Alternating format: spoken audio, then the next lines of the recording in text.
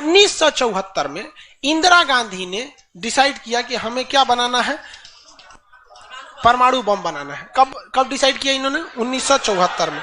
But उस समय हम लोग उतना डेवलप नहीं थे, तो हम लोग यहां पर मई 1974 परमाणु बम का परीक्षण करने के लिए सोचे। लेकिन 1974 में हम लोग उतना डेवलप नहीं थे। 1974 में हम लोग के यहाँ मोटरसाइकिल नहीं थी बढ़िया, राजदूत उष्टू टाइप का थी सब। वहां फ्रीडम तो इधर आया है यार, 1974 में फ्रीडम कहाँ था? यमहा वगैरह था। यहां पर इन्होंने पोखरण में परमाणु परीक्षण किया, लेकिन गलती से वो उतना सक्सेस नहीं हुआ जितना होना चाहिए था। उस परीक्षण का जो नाम था, उसका नाम था स्माइलिंग बुद्धा। क्या नाम था? स्माइलिंग बुद्धा। तो हो गया बात वही, भड़कइबो किए लोग, फूस दे करके रह गया, पकड़ा गए हम लोग। अब अमेरिका हम लोग पे दबाव बना दिया। अमेरिका ने एक नियम बना दिया, सीटीबीटी और CTBT, comprehensive test ban treaty. कोई भी व्यक्ति परमाणु बम का परीक्षण नहीं कर सकता है, और बैन लगा दिया। ना आपको जल पे परीक्षण करने देंगे, ना थल पर परीक्षण करने देंगे, ना हवा में परीक्षण करने देंगे, पूरा बैन लगा दिया। और एनएसजी बना दिया, national supplier group, nuclear supplier group, कि कोई भी देश भारत को मतलब यूरेनियम नहीं देगा। तो हम लोग बस यूरेनियम नहीं था, चोरी छुपे हम लोग यूरेनियम मंगाते भी तो सीटीबीटी था, परीक्षण करने नहीं देगा। भारत ना एनएसजी को माना है, ना सीटीबीटी को माना है। और एनपीटी लगा दिया, न्यूक्लियर नॉन प्रोफिलरेशन ट्रीटी, नाभिकीय अप्रसार संधि, की कोई भी देश दूसरे देश को मतलब टेक्नोलॉजी नहीं बेचेगा कि परमाणु बम बनता कैसे। मतलब साला चोट्टा चारों ओर से घेर दिया।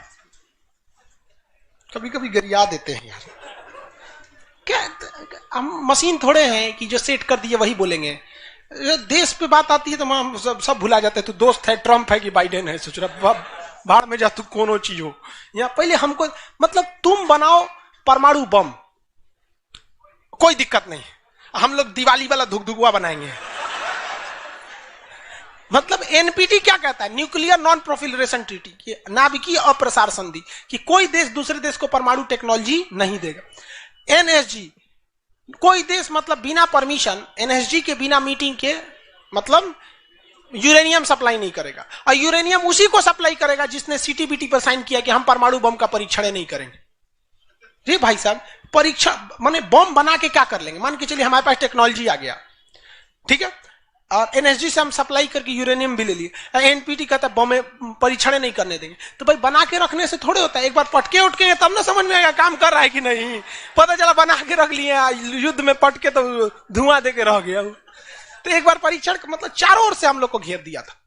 अब भारत वाले वैज्ञानिक भी तो मतलब है सब उसी हिसाब के ना। भारत वाले ने कहा कि एक काम कीजिए, एक समझ में नहीं आ रहा है, अमेरिका से कहिए तू हमारे यहाँ परमाणु बिजली घर लगाओ। तो इंदिरा गांधी थी ना, अमेरिका को फुसला दी, कही कि देखिए ना गुजरात में हमारा तारापुर जगह है, वहां परमाणु बिजली घर लगाना है, उसमें बिजली बनेगा, लाइट बत्ती जलेगा, आप बिजली घर लगाइए। सुने हैं कि 300 करोड़ का खर्चा आता है, जबकि 200 करोड़ का खर्चा आता था। तो अमेरिका लपलपा गया कि अरे दादा बिना मोलाई तो रेट बढ़ा दी है। अजब हाल है भाई, महिला मोलाई ना करे, ऐसा हो सकता है? महिला को कोनो सामान फ्री में कहेंगे तो कहेगी 2 गो दे दो। तो अमेरिका ने सहयोग कर दिया, हाँ हम पूरा परमाणु बिजली घर बना देंगे, बिजली बनेगा, आपके यहाँ भुकभुकवा लाइट जलेगा एकदम। तारापुर में 1972 में बिजली घर लगा दिया। अब बिजली घर चलेगा कैसे? इंदिरा गांधी का हमें यहाँ यूरेनियम नहीं है, एक काम कीजिए, जो बिजली घर लगा है ना उखाड़ के ले जाइए, अपना ठेका कैंसिल का। अरे पगली कही के तो पैसा दे, तो पैसा कौन ची का, ये तू कौन सी तू बनी ले एनएसजी कि हम यूरेनियम नहीं देंगे, का चाह तुमको दे देंगे, कोई दिक्कत नहीं। अब वो यूरेनियम लिया था हमें बिजली घर में भड़काने के लिए। अरे भैया तू ले आओ ना, हम लोग ने डिसाइड करेंगे इसको भड़काना किधर है। इधर आया 1972 में तारापुर में, उधर तैयारी चल रही थी 1974 में। हम लोग ने उसमें से निकाल के इसमें भड़का दिया। बाद में पता चला गलती हो गया, अमेरिका होशियार निकला, जो यूरेनियम बिजली घर में लगता है वो 20% इनरिच रहता है, अब परमाणु बम में 80% इनरिच चाहिए होता है। हमसे गलती हो गया, ससुरा जातो गया भातो ना मिला। भड़काइयो दिए, बदनामो हो गए लोग, और सब सतर्क हो गया, सब हरक गया। सब देहात में बोला जाता है ना, हरक गया सब। ले भाई, हम लोग को पता नहीं था कि हम लोग वो कच्चे मसाला पे भड़का दिए थे लोग। अब क्या हो, इस सब 75 को नियम लगा दिया, हम लोग को कोई देता ही नहीं था। तो बस अब भारत में वैज्ञानिक, इंदिरा गांधी ने प्रोग्राम को कैंसिल नहीं किया, कहा कि बनाइए। अब भारत में धीरे धीरे आगे गए, एक से एक वैज्ञानिक मिल गए सब। उसमें एक चिदम्बरम थे, बहुत मशहूर वैज्ञानिक, और उसके बाद मिल गए हमारे एपीजे अब्दुल कलाम, सोने पे सुहागा। इन्होंने परमाणु बम बनाने की पूरी तैयारी कर ली।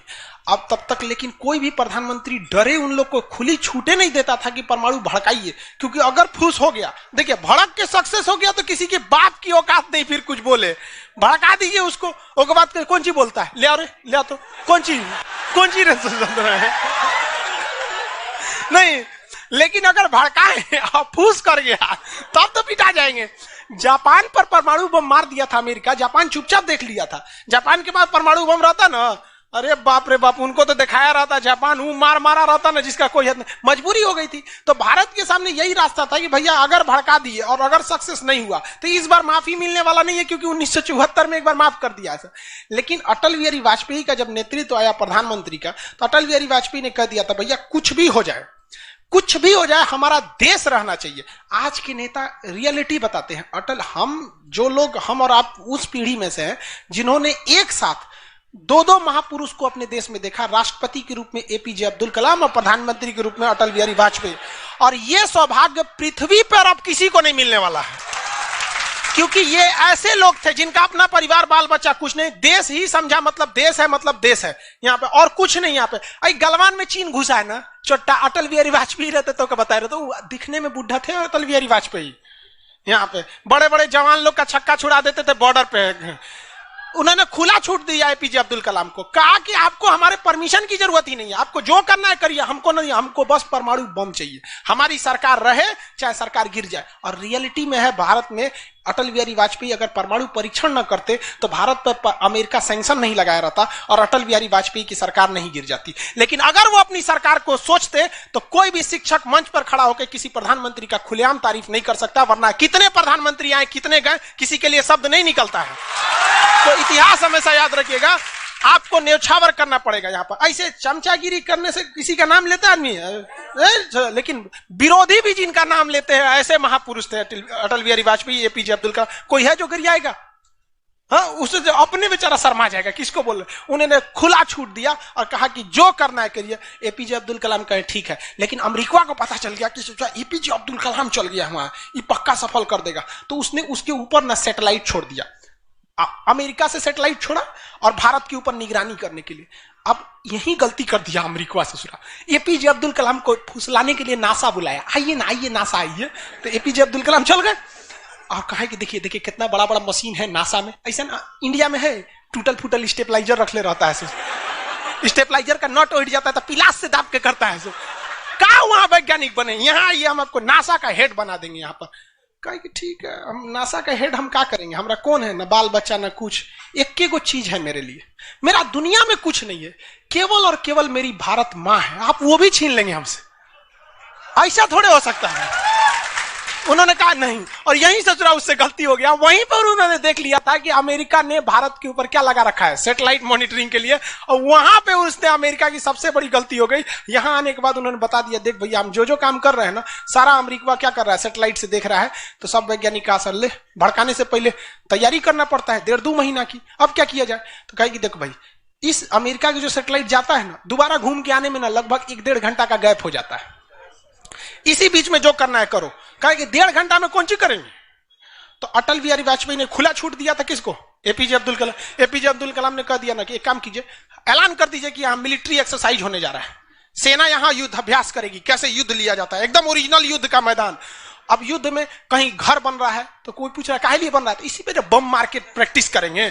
घर नहीं बन रहा था, वो इसलिए बन रहा था कि परमाणु बम कितना खतरनाक होगा। लोगों को लगा कि फौज इस पे मार के देखेगी कितना तबाही मचा रहा है। अरे भाई साहब बकलोल, वो तैयारी अब्दुल कलाम ने करवा रहे थे कि जब फोड़ेंगे तो देखेंगे कि घरवा उधिया रहा है कि नहीं। तो लोगों को लगा हम मिलिट्री एक्सरसाइज कर रही है, सब चीज काम हो गया। लेकिन अमेरिका को कहीं ना कहीं भनक लग गया, क्योंकि हर घर में सतयुग से कलयुग तक साले विभीषण हर जगह मिलते हैं। भारत में कोनो जाके कह दिया वहां पर तो भनक लग गया, तो अमेरिका ने उस सैटेलाइट की टाइमिंग घटा दी। अब जो घंटों का गैप रहता था वो चंद मिनटों का गैप रह गया, 20-20 मिनट का गैप रहता था, लेकिन इन लोगों ने अपना काम निपटा के रख दिया था। लेकिन समस्या ये थी ना कि सब चीज तो बन के रेडी हो गया, हर चीज रेडी हो गया, लेकिन अगर परमाणु बम फोड़े और फूस करके रह गया, समस्या यही थी। भड़क गया तो टेंशन ही नहीं था। तब क्या किया गया, सैटेलाइट हुआ तो रहेगा, तो अटल बिहारी वाजपेयी का पूरा छूट था, एपीजे अब्दुल कलाम को इनको टेंशन ही नहीं था। उन्होंने कह दिया अटल बिहारी वाजपेयी से कि ये काम करते हैं हम अब आ गया, हम मई में इसका बम फोड़ देंगे कोनो दिन में, 9 तारीख चाहे 11 तारीख कोनो दिन हम फोड़ देंगे। तो कहें कि भाई आपको जो करना है करिए ना, हमको मत बताइए, हमको बस परमाणु बम चाहिए, बाकी अमेरिका कौन चीज करेगा हम देख लेंगे यहाँ पर। तो अटल बिहारी वाजपेयी से खुला छूट मिल गया। अब इन्होंने 9 मई 1998 डेट क्या कर दिया, डिसाइड कर, 2 दिन किया था, एक 9 मई को भी फिर 11 मई को। पहले 11 मई 1998 शक्ति 98 कोड नाम था। जैसे अमेरिका का सैटेलाइट गुजरा, पूरी तरह से कैलकुलेशन हो गया था कि कैसे कैसे होने वाला है। अमेरिका का सैटेलाइट जैसे गुजरा तुरंत यहां पे भारत का परमाणु बम को ब्लास्ट किया गया, और जैसे ब्लास्ट हुआ तो जो मिलिट्री एक्सरसाइज कर रही थी उसको तो भेज दिया गया था 2 दिन पहले ही। जो बिल्डिंग विल्डिंग बनाई थी वो खाली पड़ल था, धाए दे गायब हो गया बिल्डिंग, पूरा धुआं धुआं हो गया, पूरा भयानक। अब परमाणु बम क्या हो गया, लगभग सफल हो गया। वैज्ञानिकों को लग गया था सफल हो गया, लेकिन भाई अब ये फोड़े अभी कैसे पता चल जाएगा सफल हो जाएगा। आप अंदाजे ना बता सकते कि भाई इतना तबाही एक अच्छा ही बम ला सकता है। लेकिन तब तक सैटेलाइट उसका घूम के आ रहा था और पकड़ लेता तब क्या होता, मान के चलिए पकड़ लेता, अब पता चला कि सफल नहीं हुआ, खाली धुआं कर दिया, गड़बड़ हो गया। तुरंत अटल बिहारी वाजपेयी को फोन किए एपीजे अब्दुल कलाम कि तुरंत आप मौसम विभाग को कहिए कि राजस्थान में भयानक तूफान आया है, कोई नहीं जाएगा। अटल बिहारी वाजपेयी ने तुरंत घोषणा करा दी, राजस्थान के लोग अपने घर में रहे, बहुत भयानक तूफान आया है। अब उसका सैटेलाइट आ रहा है तो देख रहा है धुआं हुआ है, तुरंत मैसेज भेजा नासा में, धुआं हो गया यहाँ पे। कहीं मतलब धुआं हुआ, तूफान आया है वहां पे। तूफान आया है, सोचा वहां से चला गया, तब परीक्षण देखा गया, एकदम सक्सेस। अब टेंशन ही नहीं है, एक और फोड़ दो, 2 को फोड़ दिया गया, पूरी तरह से सक्सेस हो गया। और ससुरा अमेरिका को अभी तक पता है कि वहां तूफान आया है, अरे वहां दूसरा तूफान आया है। अब भारत में कुछ भी कहिए तो डर तो लगता है, भाई अमेरिका बहुत खतरनाक देश है। आज हम लोग भले शक्तिशाली हो, 1998 में हम लोग को पाकिस्तान आगे दिखा देता था, 99 की करगिल वार याद कीजिए। आज हम लोग बहुत आगे निकल गए, लेकिन उस समय बहुत पीछे थे हम लोग। अब डर तो था ही। अब भारत के प्रधानमंत्री सब राष्ट्रपति सुखपुकाइल थे, अमेरिका क्या करेगा ओके पते नहीं। 9 तारीख बीत गया, 10 तारीख बीत गया, पता ही नहीं चला अमेरिका को। अटल बिहारी वाजपेयी अब्दुल कलाम से पूछे कि महाराज तो सोचा कुछ सुखबुगाइए नहीं रहा, तो ओकरा पते ना चलल है। एक काम करते हैं, आप धड़ल्ले से फोड़ देते हैं, क्या फायदा है हम। तो फिर 11 मई को 3 गो और फोड़ दिए, 2 गो गायब करके। जैसे परमाणु बम निकला धाम से फोड़े, पता ही नहीं चला दूसरा। लेकिन भाई धड़ाधड़ 5 गो फोड़ दीजिएगा तो पता चल जाएगा कि नहीं पता चल। ये डाउट हो गया पाकिस्तान को, जनते का है। हम लोग फोड़ रहे थे यहाँ पे, अब भूकंप आ रहा था यहाँ। फोन किया अमेरिका को कि बकलवा आंधी उंधी ना उठ लो, फोड़ दिया वो परमाणु बम। अमेरिका ससुरा माथा फोड़ रहा है अपना, कह रहा है कि अब क्या करें हम। यहाँ पे नासा वालन को गरियाया, गिरे चोट्टा कहीं का, तू लोग को सैटेलाइट लगाओ, हाई लगाओ। वहां पे कौन ची देख रहा था लोग वहां पे, कि हम तो बोलबे किए थे कि उधर दुका उठाया था, अपने ना बोल रहे थे कि आंधी उठल है वहां पे। अमेरिका आग बबूला हो गया, और तुरंत अमेरिका का प्रतिक्रिया आया कि भारत को इसका बहुत भारी कीमत चुकानी पड़ेगी। तो भाई जिसकी कीमत भारी ना हो उसे चुकाने में मजा क्या है। और अमेरिका ने खुलेआम भारत को लड़का दिया कि अमेरिका कभी भी इस बात को स्वीकार नहीं करेगा कि भारत एक परमाणु संपन्न देश है। भारत को कभी भी अमेरिका इस बात की मान्यता नहीं देगा। अटल बिहारी वाजपेयी ने भी कॉन्फ्रेंस तुरंत मीडिया के सामने आए और कहे कि जो चीज हमारे पास है उसके लिए हमें किसी के प्रमाण की कोई आवश्यकता नहीं है, और जिस देश को यह लगता है कि हमारे पास परमाणु बम नहीं है या जिन देश को हम पर शक है वो आ जाना युद्ध के मैदान में, बताएंगे है कि नहीं है। अब पूरी तरह तबाह हो गया यहाँ पे। अब अमेरिका माथा पीटते रह गया। अमेरिका ने आदेश दिया अपनी सेना को कि तैयार रहो। अटल बिहारी वाजपेयी ने आदेश दिया अब्दुल कलाम को कि जो बम बनाए हैं ना दो चार को फोटोकॉपी उसका रेडी रखिए। फोटोकॉपी मतलब उसका बना के रेडी रखिए, क्योंकि सेना की लड़ाई में भाई आर्मी टू आर्मी बहुत दिक्कत हो जाएगा, एडवांस है वो बहुत। आज के वक्त में भी हमारा हथियार वहीं से खरीद के आता है। भारत ने भी डिसाइड कर लिया कि जो होगा आपकी परमाणु बम से होगा। अमेरिका भी डर गया कि ना भाई इससे लड़ना अब ठीक नहीं है। पाकिस्तान वो बम बना के रख ले था, डरे नहीं फोड़ रहा था। एक हफ्ता तक देखा कि भारत को क्या हो रहा है क्या हो रहा है, देखा कि कुछ नहीं हुआ, इहो चुप पे फोड़ दिया। अमेरिका एकदम ककुआ गया, एकदम का रे चट्टा कहीं का तू क्या फोड़ा रे। तो पाकिस्तान वहां झाड़ दिया अमेरिका को कि हमरे बोलेंगे कमजोर जान के, हाँ फोड़ ले आपके आप बाई तो एकरा नहीं बोलेंगे, हम कमजोर हैं तो हमरा बोल देंगे। एक काम कीजिए, आप भारत को जो सजा दीजिएगा हम भी वही सजा काट लेंगे। सोचा हमरे पे खेल गया। हम ही लोग पे खेल गया पाकिस्तान। अब भाई अमेरिका टेंशन में आ गया। अमेरिका ने भारत पर एम्बार्गो और प्रतिबंध लगा दिया, जैसे अभी सऊदी अरब पे प्रतिबंध लगा दिया, कल के वीडियो में बताए थे, सऊदी अरब का डस्टबिन बना दिया वहां के। तो वहां पर अमेरिका ने भारत पर प्रतिबंध लगा दिया, कोई देश भारत से सामान नहीं खरीदेगा, जो जो चीज जरूरत की थी सब चीज पर बैन लगा दिया। भारत की अर्थव्यवस्था डूब गई, पाकिस्तान की भी अर्थव्यवस्था डूब गई, लेकिन भारत को बचा लिया भारत के 55 लाख कुशल कारीगर जो विदेशों में काम करते हैं। आप प्रतिबंध लगाइएगा भी तो पूरी दुनिया का कारखाने ठप हो जाएंगे, क्योंकि हर जगह भारत के वहां वर्कर काम करते हैं। और अमेरिका या सीबीएसई वाले जो वर्कर होते हैं वो स्पेशलिस्ट होते हैं, पेंट मारता है तो पेंटे मारेगा। भारत का मिस्त्री मल्टी टैलेंटेड होता है, पेंट मार रहा है उसको काटी ठोक दो तो बिजली वाला काम कर दे, तो हाँ तार और घींच देते हैं। मल्टी टैलेंटेड होता है और काम भी बहुत ज्यादा करता है। काम हम जब 5 बजे कर देगा तो आदमी अच्छा बोरा नीचे उतार दो, तो ये सब बड़ी काम कर देता है, मेहनती होता है सब, कोई दिक्कत नहीं है उन सब में। खाना नहीं भी है तो कोई दिक्कत नहीं, निकालेगा तो खई नहीं है, चालू। तो पूरी दुनिया से भारत को पैसे आ रहे थे, पूरी दुनिया भारत में क्या, भारत के हजारों वर्कर लाखों काम कर रहे थे, भारत में पैसा आ रहा था, तो हमारी अर्थव्यवस्था पे उतना भयानक प्रभाव नहीं पड़ा। लेकिन पाकिस्तान की अर्थव्यवस्था तबाह हो गई। इसकी यहां के कोई वर्कर को ले भी नहीं जाता है। अरे चोटा कब मार करेगा कोई ठीक है नहीं है यहाँ पर। ये सब इतने बड़े बैल होते हैं सब पाकिस्तान वाला।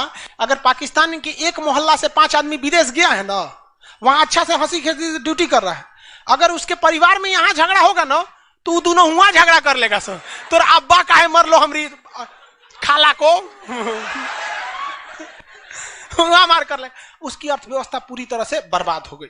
अब पाकिस्तान के साथ अजीब सी दिक्कत था, अमेरिका अर्थव्यवस्था बर्बाद कर दिया, लेकिन पाकिस्तान भाई साहब हरामियों में नोबेल पुरस्कार मिलता तो हर साल यही लाता। इसने कहा कि एक काम करते हैं, अमेरिका ने हमको ऐसा बर्बाद किया है कि परमाणु बम होने के बावजूद हम तड़प के रह जा रहे हैं, हम भी अमेरिका को तड़पाएंगे। यह कहता है ना कि हम किसी से खरीद नहीं सकते हैं, व्यापार नहीं कर सकते, एक काम करते हैं हम परमाणु बमें बेचते हैं। ससुरा उत्तरी कोरिया को बेच दिया, किंग जोंग पगला को देखे उसका टेक्नोलॉजी पाकिस्तान दिया है, सद्दाम हुसैन को, ईरान को, सबको बेचने लगा कि सारा थ्योरी ले आके देखता था कि देखिए ऐसे ऐसे परमाणु बम बनता है, लीजिए 20 करोड़ दीजिए जाइए। अब अगला हिसाब 1 महीना तो काटेगा आदमी, अगला हिसाब देखे। अमेरिका कर रहा है पाकिस्तान में चोट्टा क्या कर रहा है, क्या कर रहा है, मरे हम भूखे मरे, आप प्रतिबंध हटा दीजिए नहीं तो हम इसको फेसबुक पे डाल देंगे।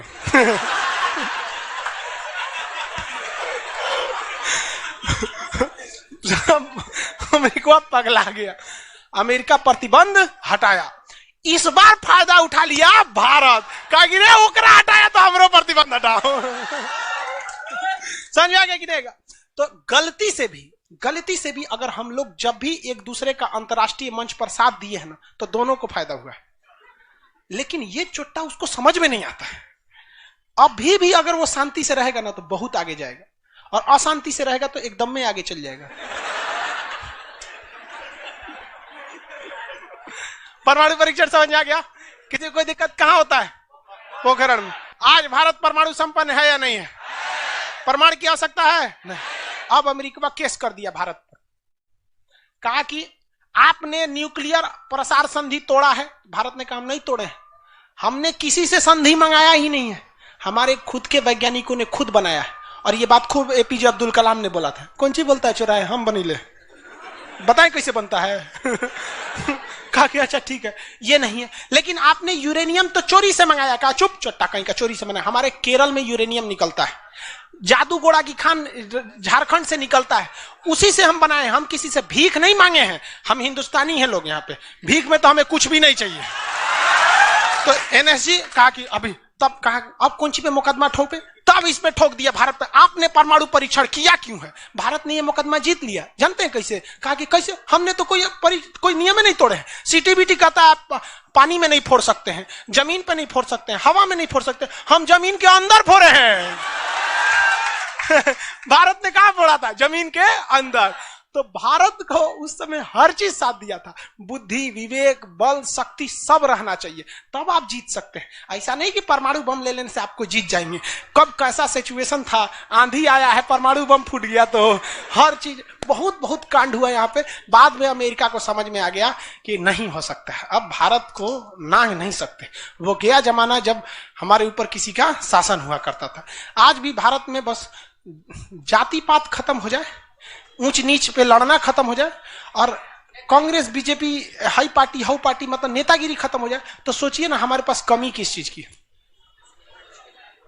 है कि नहीं? नेतागिरी तो सॉल्व हो सकता है। यूपीएससी का एग्जाम कंपलसरी कर दीजिए नेता बनने के लिए। काम खत्म, तुरंत खत्म हो जाएगा काम। आप इसको समझ में आ गया कि नहीं? लाइव वाले सब लोग समझ में आ गया? अब आगे कल समझेंगे लोग।